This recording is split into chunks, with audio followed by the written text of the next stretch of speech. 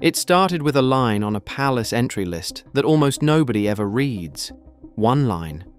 A category code, a date, and a handful of names that had no business being on that sheet on that morning, sitting there looking as ordinary as everything above and below them.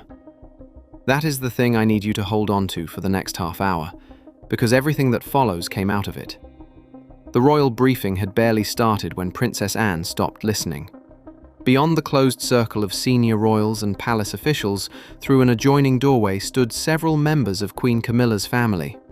Inside a restricted area.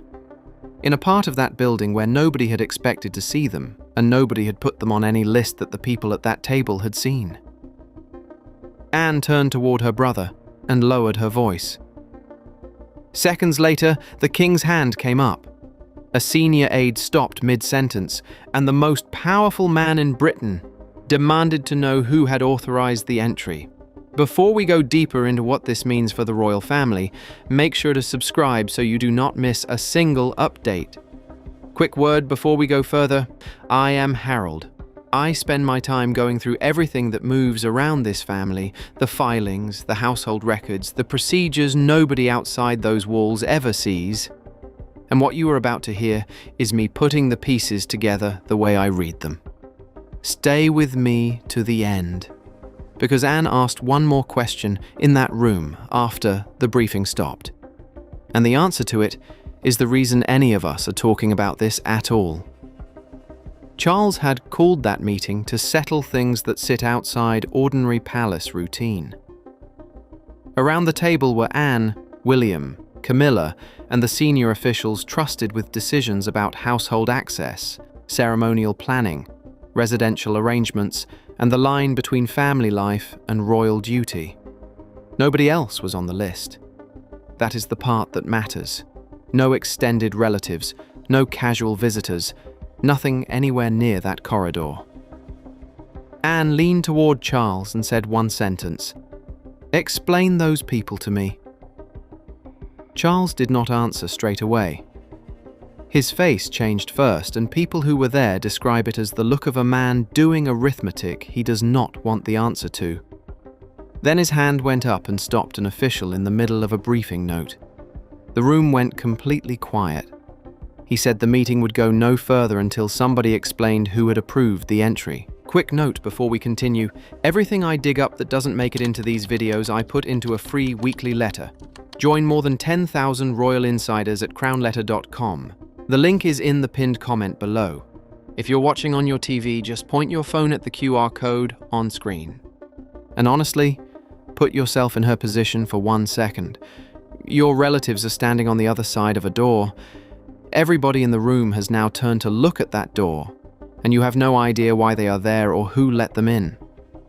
Camilla stiffened in her chair, and she understood the question faster than anybody else at that table. Anne was not objecting to a family visit. Anne was asking whether private access had crossed into official royal space, and whether somebody had moved that line without telling a single person sitting in that room. William said nothing at all, and his attention went off his father and onto his aunt. An official went to check the internal entry list.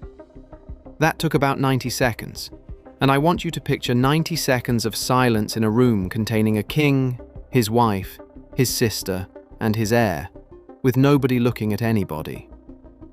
The answer came back with the kind of precision that makes everything worse. Special access had been approved under a household authorization category, the sort normally used for guests connected directly to the sovereign and the queen. And that phrase is where this whole thing turns, so let me give it to you properly. Anything logged under the household of their majesties reads, "To every member of staff who sees it, as though the king and queen have personally signed it off." It is not an invitation. It is a standing instruction, and staff obey standing instructions without asking twice, because asking twice is how people lose jobs in that building. Charles asked who had signed off on it. The official hesitated. Camilla looked toward the list. Anne did not look at the list because Anne had already worked it out, and I think that is the detail that tells you the most about her. Then Anne went back over the entry sheet, and William watched the concern settle across his aunt's face in real time. The problem had stopped being that Camilla's family had walked into a palace. Any of that family can walk into a palace on the right day with the right paperwork. The problem was that somebody had made their presence look routine, expected, almost protected by the system itself. Charles had stopped one meeting. Anne had already started to suspect that the story began a long way before anybody walked through that door. And she was right, and I am going to hold the proof back for a while, because I want you to understand the 4 people at that table first. Give it 20 minutes, and the ledger will make your jaw drop. From outside, this looks painfully simple. Relatives got into a palace, Anne objected. Charles demanded answers. Everybody went home cross. Nothing about it was simple, and every one of those 4 people was standing in a different argument. Camilla saw people she loves being talked about like a security incident. Anne saw a constitutional boundary going soft. William saw a precedent that will one day be his problem to live with. And Charles found himself doing the thing he has spent his entire marriage trying to avoid, choosing between defending his wife and defending the rules that hold up his own crown. Charles understood the danger better than anyone in the room, and the danger was never what had happened. It was what it could be made to look like. And he has a reason for being careful about it that goes back further than most people watching this remember. His marriage to Diana came apart in public across 10 years of front pages, with 2 households briefing against each other and half the country picking a side. Charles has spent the 20 years since building something quiet with Camilla, and he has spent every one of them terrified of anything that turns it into a story again. For years he has tried to protect the private side of that marriage without letting personal loyalty leak into royal business. Camilla's children and grandchildren are part of his family life, and he has never pretended otherwise. The palace is also a working institution where access carries status, influence, and implied authority, and once private affection starts shaping official privilege, even by accident putting that line back is close to impossible. Anne's instinct runs in a completely different direction, and honestly, it always has. She has spent 55 years treating royal duty as something built on discipline, clear hierarchy, and rules strong enough to survive whoever happens to be standing in them at the time. She has no objection to family warmth. She has very little patience for an arrangement that nobody in the room can explain. Look at what that woman has done with her own family, because it is the whole answer to why she reacted the way she did.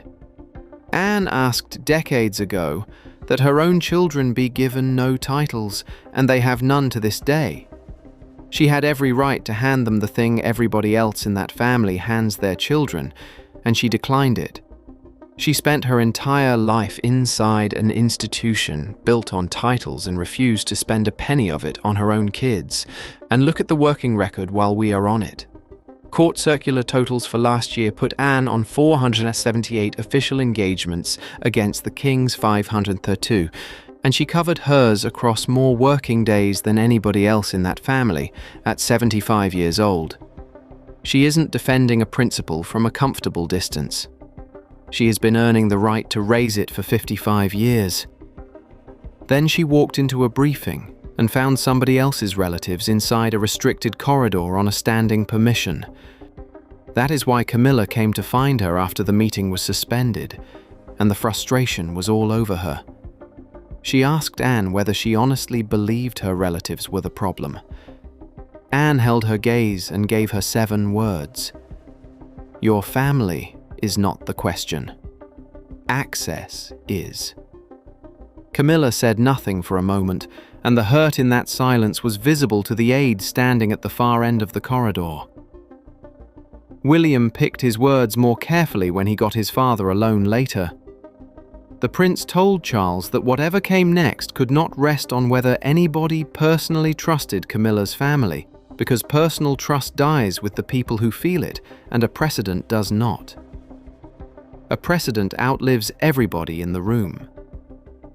It sits in a filing system and waits, and one day somebody who never met any of these people finds it and treats it as the way things are done. William warned him that if unexplained family privilege became normal now, a future sovereign would inherit expectations that nobody had ever consciously approved.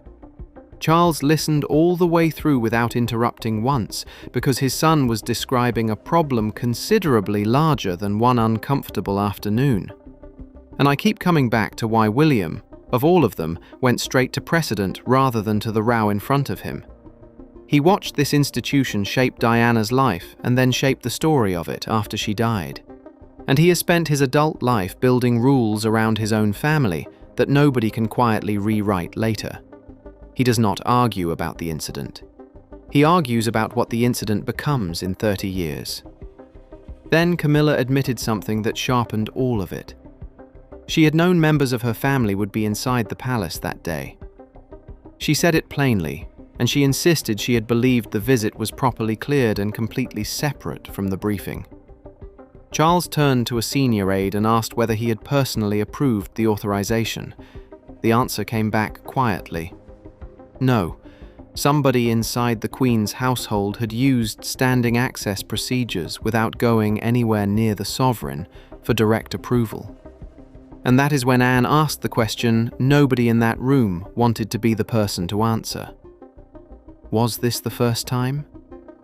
Silence. Not the polite kind. The kind where officials look at their folders and a king looks at his staff instead of at his wife. Charles looked at his staff instead of Camilla, and everything about the crisis changed shape in that second. I am going to hold the answer to Anne's question, and I want to be straight that I am doing it on purpose. If I give it to you now, it is a date and a filing reference, and you will nod and move on. Kept in the right order, it explains why a household official lost a career and a queen consort sat alone in a room and asked to be left there. Because the palace records were about to show the exact moment an innocent family arrangement turned into something else entirely. Weeks before Charles halted that briefing, there had been another gathering inside the palace. Smaller, warmer, completely harmless on the face of it. Camilla's family joined her after a private dinner. Staff moved through the rooms without a second thought. Nobody objected to anything, publicly or otherwise. During that evening, one brief conversation created an informal arrangement, and that arrangement is the thing that eventually blew up a royal briefing. Anne remembered it clearly because she had heard enough of it to know a boundary was being tested. And I want to be fair to Camilla here, because this story does not work if you make her a cartoon. She never wanted becoming queen to mean losing the people who knew her before any of this started. Her children and grandchildren are her private world, and they were her private world for decades before she had a title. Charles understands that completely. He has never had any interest in turning his marriage into isolation, and honestly, given what that man's first marriage looked like from the outside, you can see exactly why. The palace is not a home, though. That is the thing that catches everybody eventually. People live there. People also work there, and the two things happen in the same building, sometimes in rooms 20 feet apart, and the only thing separating them is a set of procedures nobody outside those walls has ever read. Household channels, the internal staff systems that arrange visits and rooms and security and schedules, can turn a small convenience into something that looks entirely official the moment it enters the system. Nobody has to intend anything. The system does it on its own, because the system is built to be obeyed rather than questioned. Anne had already sensed that coming. She warned a courtier weeks before any of this that repeated exceptions become customs if nobody challenges them. She wasn't accusing anybody's family of anything. She was worried about something quieter and much harder to reverse, which is staff becoming so used to helping a particular group of people move through private areas that eventually nobody in the building remembers where the original limit was. Camilla heard about that warning and took it personally, and I understand why she did.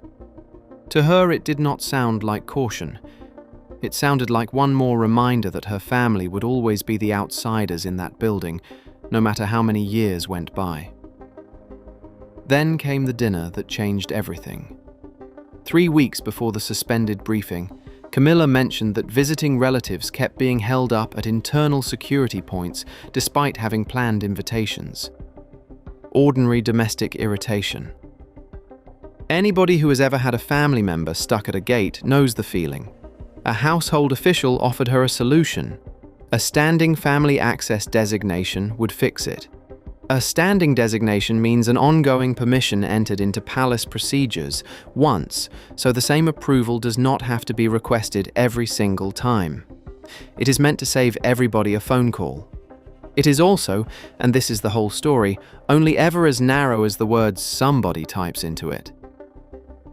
Anne was passing the adjoining room and heard enough of the exchange to stop walking. Think about how narrow that is. One woman happening to be in a corridor at the exact moment somebody offered a convenient solution to a small problem. 10 seconds later, and this story does not exist, and the designation sits in that system for years. Camilla believed the conversation was about smoother access to private residential rooms. She had no reason that evening to think it would touch official space, and nothing in what she asked for suggested it would. Anne heard something considerably more dangerous.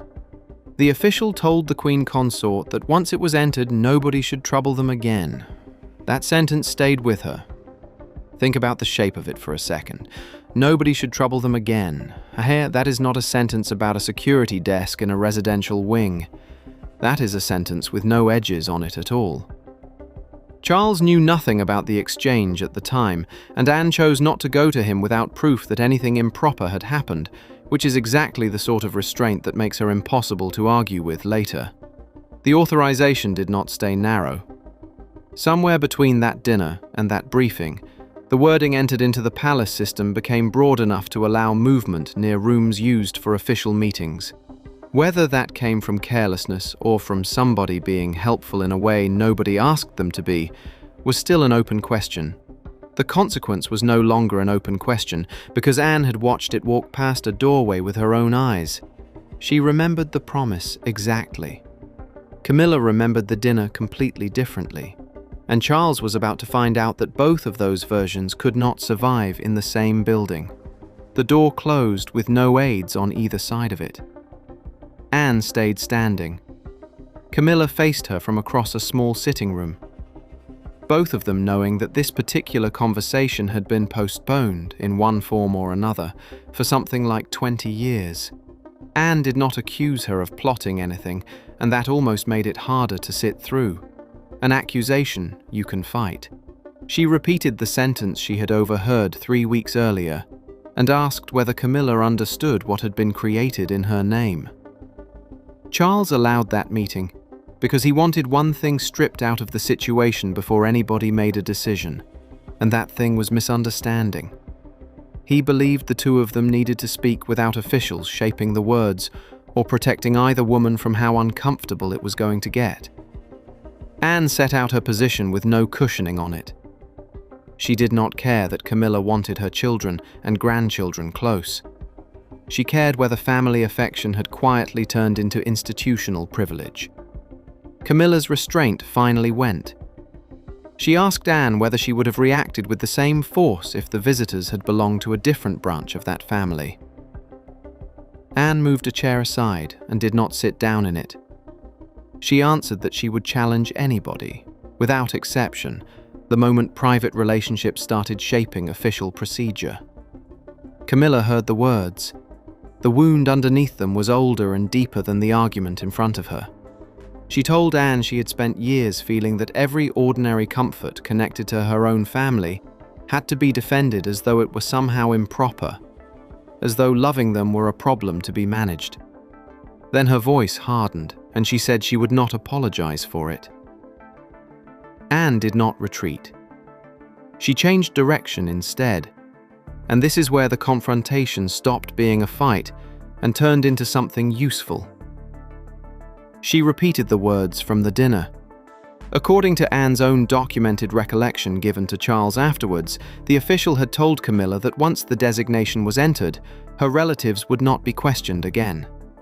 The phrase landed completely differently in that room than it had at the dinner table. Camilla's anger went out of her because she remembered what she had asked for.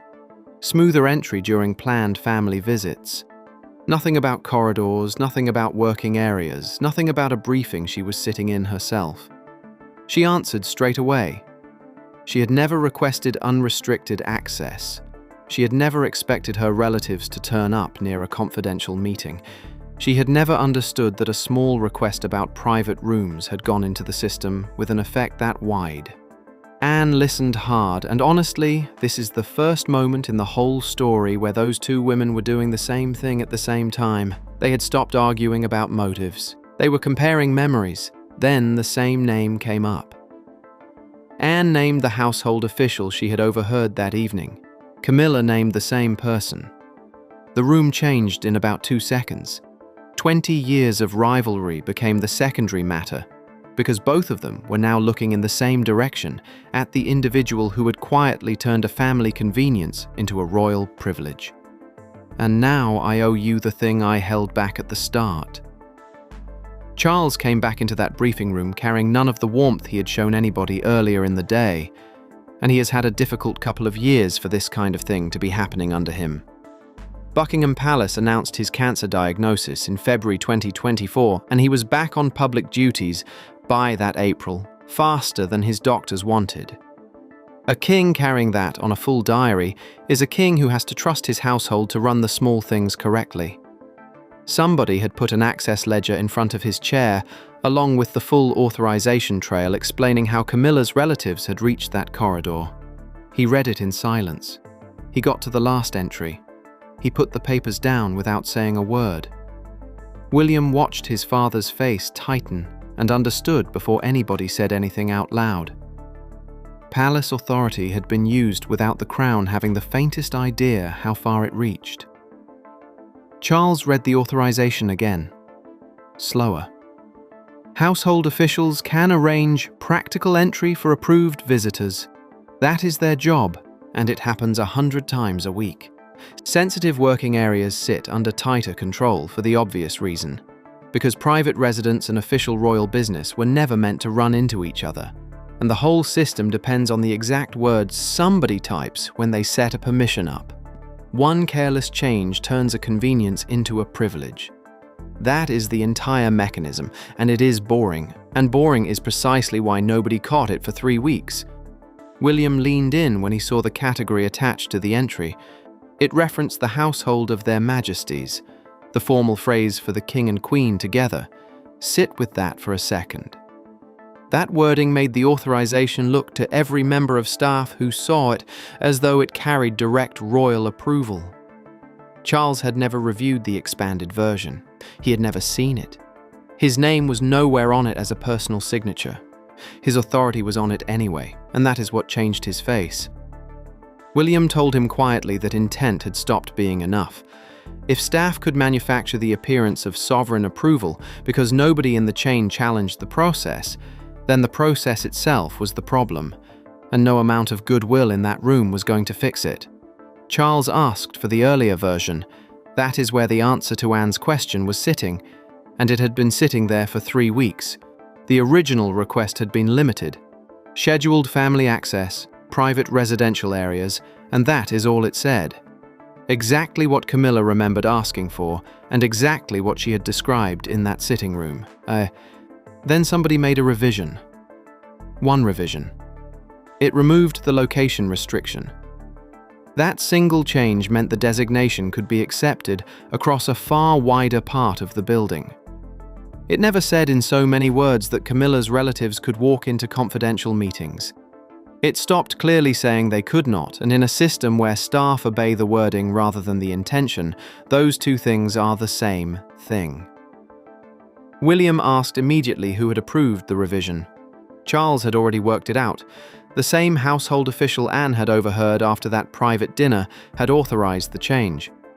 And the internal record carries the description that person wrote next to it.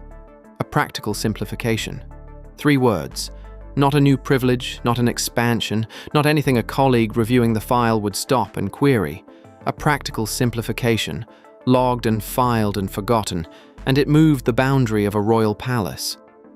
That killed the last of the doubt in that room. A minor adjustment had been handled as routine, and its effect had been nothing like minor. Charles made his decision on the spot. He ordered the designation suspended immediately and summoned the official responsible for a direct explanation. No further exceptional access of any kind would continue anywhere until the wording, the authority, and the responsibility behind it had been gone through line by line. Camilla found out about the suspension before her husband got a chance to tell her. And for the first time, the Queen Consort understood that this had stopped being an internal argument about procedure. Her family were already feeling it. The consequence turned up without any ceremony at all. One of Camilla's relatives came to an internal checkpoint later that day and was told politely that the standing family authorization had been suspended. No argument, no scene. A member of staff doing a job and a member of a family standing on the wrong side of a door that had opened for weeks. Camilla got the message and sat down beside a small table and did not move. No aide had told her it was coming. Nobody from her husband's office had rung ahead. She found out that her family had been turned away at a door in her own home from the family member standing on the wrong side of it. Think about what she was sitting in. A decision made to protect the institution had landed directly on the people she loves, and her own husband had authorized it, and she had found out from somebody else. Charles had already ordered every exceptional access arrangement connected to her extended family temporarily removed while the household rules were reviewed. Future visits would be scheduled individually and limited to approved private areas. That mattered for more than security.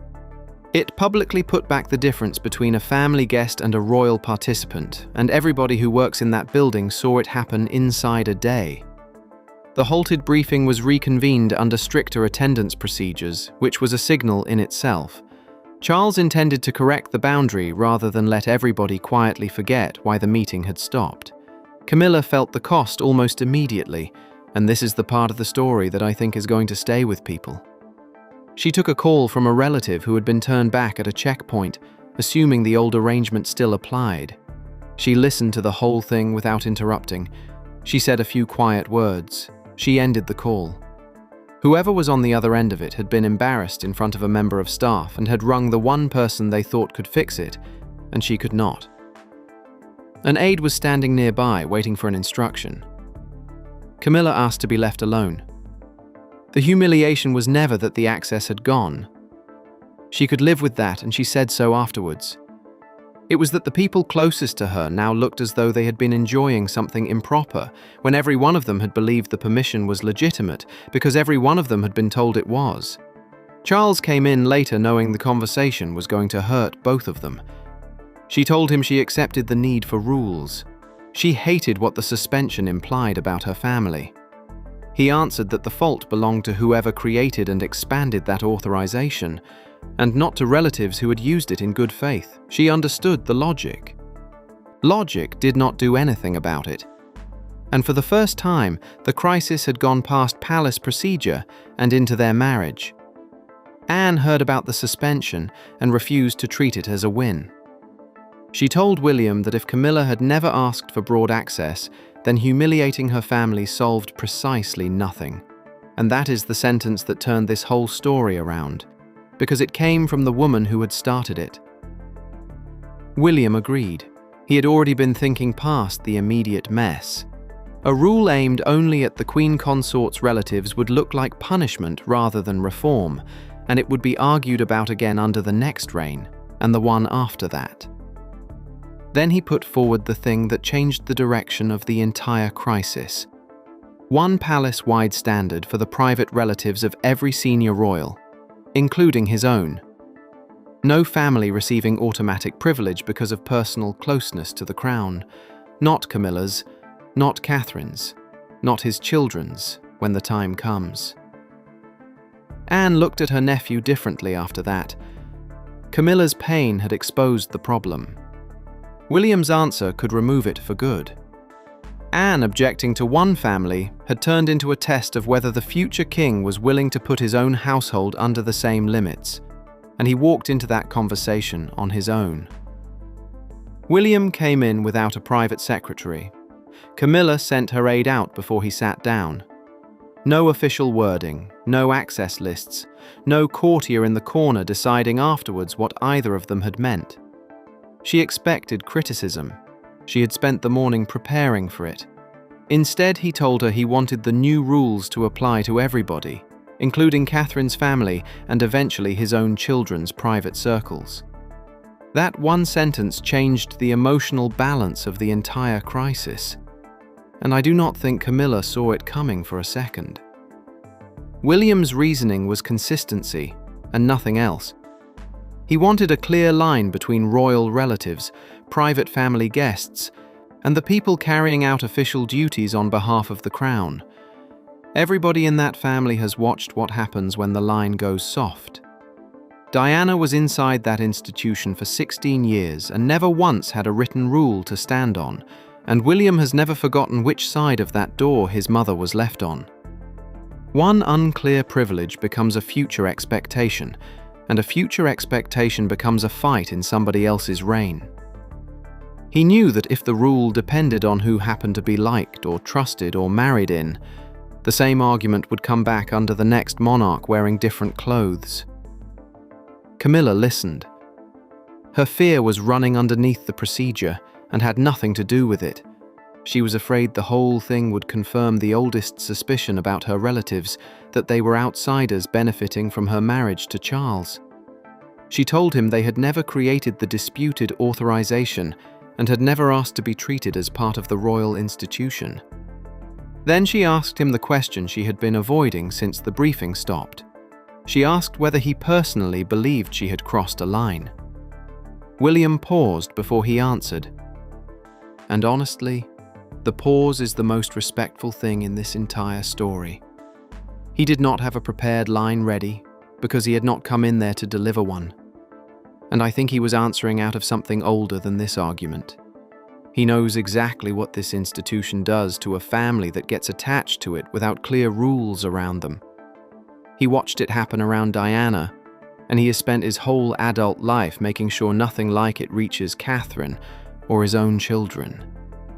He told her he believed she had trusted a system that failed to explain what was being done in her name, and that this is a different thing from deliberately seeking special privilege. Then he went further than he needed to.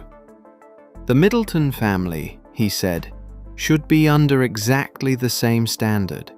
So should every private connection around his own household in the future, without exception and without anybody having to ask. Camilla looked at him differently after that. He was not isolating her. He was putting his own family under the same restraint at the same time in front of her, before anybody asked him to. She made her decision in that room. She agreed to give up any remaining informal family access arrangements attached to her household, and she asked that future invitations state clearly whether somebody was entering as a private guest or an official participant. The reform would hurt less, she said, if nobody could pretend it had been designed only for her. William took the proposal to Anne afterwards. Anne approved it immediately and added one condition, and the condition tells you everything about how well that woman understands the country she has spent her life working for. She has been reading British public opinion since 1970, and she has been right about it more often than every press office that family has ever employed. Charles had to own the decision himself. If the change appeared to come only from Anne or from William, the public would read it as punishment aimed at Camilla rather than a rule protecting everybody. It would be a story about two royals ganging up on a queen consort, and it would run for a month. Charles accepted the argument without an argument and began preparing a household directive to apply across senior royal families with nobody exempted. Then the whole thing got out. By the next morning, the private confrontation was not private, and the image that went round the country was brutally simple. A king had stopped his own royal briefing after Princess Anne challenged the unexplained presence of Camilla's relatives inside the palace. Commentators split immediately. Half of them called it favoritism exposed. The other half called it proof that the monarchy can still police itself. Both of them were arguing about a version of the story that had large pieces missing from it. Camilla sat with Charles while the headlines repeated her family's name again and again and again. She had prepared herself for criticism of palace procedure. She had not prepared for the feeling of watching her children turn into symbols in a national argument they had never asked to be in, and had done nothing to start. Anne would not back off the principle, and she said so. She told William privately that she would not soften her concern because the story had become uncomfortable, and then she admitted something considerably harder. She disliked watching Camilla's children carry the blame for an administrative decision they had not made and had never heard of. William agreed. He believed the scandal would only get worse if the monarchy let one family become the villain, instead of explaining the wider rule that had failed everybody. Outside Buckingham Palace, the attention became impossible to ignore. Television crews were set up near the gates. Visitors stopped on the pavement to watch broadcasts on their phones.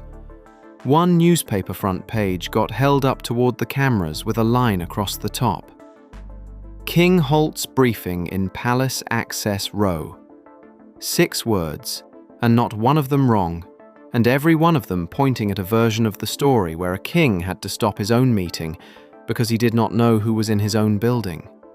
Then a man standing near the barrier said one sentence to a broadcaster, and it did more damage and more good than everything the palace produced that week. Same rules for every family. That is all people expect. That went everywhere inside 2 hours, and it went everywhere because it cut straight through the noise. The story had stopped being Camilla against Anne. It had become a question about fairness, and fairness is the one argument that institution has never been able to win by staying quiet. Charles understood the danger of letting that grow without an answer. He authorized the household to confirm that visitor procedures were being standardized across senior royal households, and that no extended family member would receive automatic access to official working areas through a personal relationship. Camilla read the wording carefully before it went out. Anne accepted it. William believed it went far enough to change the future. Charles wanted more than a statement, and he called the 3 of them together one last time. He looked across the room at the 3 people who had carried the whole thing from beginning to end. Anne, who noticed the breach. Camilla, whose family got caught inside it. William, who insisted the answer could not protect one household while punishing another. No investigation left to hide behind. No ambiguity left to preserve. Charles approved a single access policy for every senior royal household. Extended relatives can still be welcomed as private guests, and nothing about that changed. Family connection on its own no longer creates standing permission to enter restricted working areas or turn up anywhere near confidential royal business. The same visitor rules now apply across the whole monarchy instead of shifting from household to household depending on who runs the office and who they like. That matters because the crisis exposed something genuinely dangerous. Once personal relationships and official authority blur together, even completely innocent arrangements start to look like privilege, and by the time anybody notices, 3 weeks of paperwork have already made it normal. Camilla listened while Charles made it clear the rule would not single out her family. Catherine's relatives, Anne's family, William's private connections, every extended royal circle, the same limits for all of them. She accepted the decision and asked for one thing in return. Her children should stop being treated as symbols of misconduct when they had used access they believed had been properly approved, because somebody in a palace office had told them it was. Charles agreed straight away. He told her they should never have been made to feel accused for a mistake created inside his own system, and he said it in front of his sister and his son. Then Anne turned toward Camilla and ended 20 years of something between them in about 4 sentences. She said she had never believed the Queen's family were the enemy. She has never once said anything of the kind, in public or otherwise, and 40 years of people looking for it have found nothing. Her objection had always been to a privilege that nobody in that building could properly explain. Camilla answered without any anger left in it. She admitted Anne had been right to question it, even though the way the truth came out had been painful for all of them. And for the first time since that briefing stopped, neither of those two women needed to defend herself in a room. Then Charles made the accountability final, and this is the part that did not make the front pages. The household official who broadened the original authorization was permanently removed from any responsibility involving visitor access. The old standing designation was not suspended. It was abolished completely, deleted out of the system rather than left sitting there dormant waiting for somebody to reactivate it in 5 years. No hidden exception left, no vague wording still in the file. Then the king went back to the same briefing room where all of it had started. The attendance list was clean. Anne was there. Camilla was there. William was there. Nobody else was anywhere near that corridor, and somebody had walked the length of it beforehand to be certain of that. The adjoining door was shut. Somebody had checked it twice. Charles put his hand flat on the table and told the room to begin. That was the real verdict. Camilla was not defeated, and Anne did not win. William turned a family argument into a standard that will outlive every person who was in that room. And Charles proved that protecting his wife never required protecting a privilege nobody could explain. And I keep going back to one part of it, which is the reason this story is worth half an hour of your time. Nobody in that palace did anything dramatic. Camilla asked for her relatives to stop being held up at a gate, which is the most ordinary request a person can make. Charles knew nothing. Anne overheard a sentence. William was not in the building. One official typed 3 words into an internal record. A practical simplification. And with those 3 words, without a signature, without a meeting, without telling a single member of that family, somebody moved the boundary of a royal palace and let it sit there for 3 weeks looking completely normal on a list that almost nobody ever reads. Anne read it. One woman in that entire building read a line on an entry list and thought about it for 4 seconds instead of turning the page. And that is the whole reason the boundary of a royal palace is where it is supposed to be tonight. And the person who typed those 3 words spent 3 weeks knowing exactly what had been done and said nothing to anybody. Right up to the afternoon, a princess leaned toward her brother and asked him to explain the people standing behind the door. Anne read it. Thanks for watching. Like the video, subscribe to the channel, and I will see you on the next one.